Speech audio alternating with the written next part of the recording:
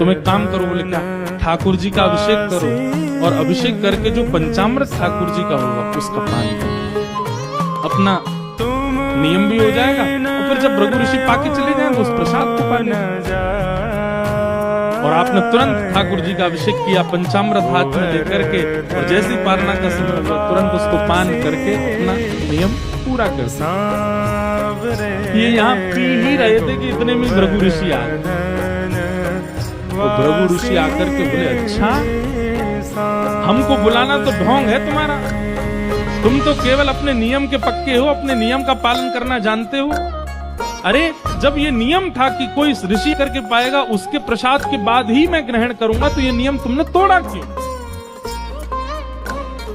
अम्बरीश राजा बोले, नहीं मैंने वैसे नहीं, कोई भाव नहीं था भगवान, अन्न सेवन तो अभी भी आपके प्रसाद के बाद ही पाऊंगा, केवल मेरे एक समय पर नियम पूर्ति के लिए मैंने गुरु आज्ञा लेकर के बस चरणामृत लिया। लेकिन भृगु ऋषि क्रोध में भर गए, तुरंत अपनी जटा फेंक करके नीचे कृत्या नाम की राक्षसी प्रकट हो गई और उसको कहा विध्वंस कर दो अम्बरीश राजा का। अम्बरीश राजा तो हाथ जोड़ करके बैठ गए, नेत्रों से आंसू, बोलो भगवत मिलन तो हुआ नहीं, एक राक्षसी के द्वारा वध होगा। हे नाथ मेरी रक्षा, मैंने जानबूझ करके वैष्णव अपराध नहीं किया है, मैंने ऋषि का अपराध जानबूझ केवल अपने नियम की रक्षा के लिए आपका चरणामृत सेवन किया। ठाकुर जी से कहां देखा जा रहा था? प्रबल प्रेम के पाले पड़कर हरि को नियम बदलते देखा, अपना मान टले टल जाए पर भक्त का मान न टलते देखा। तुरंत भगवान ने सुदर्शन जी को आज्ञा की, बोले जाइए पहले तो कृत्या को खत्म करो, और उसके बाद ये बहुत सबको श्राप देते रहते, भृगु ऋषि आज इनको मजा चकाओ।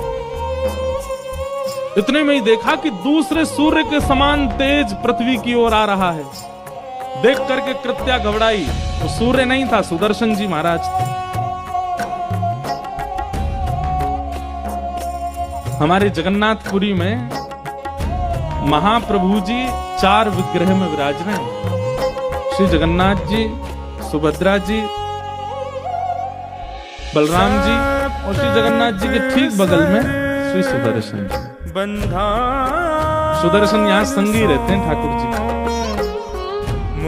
और सुदर्शन जी भी विकराल रूप में नहीं, सामान्य से रूप में है।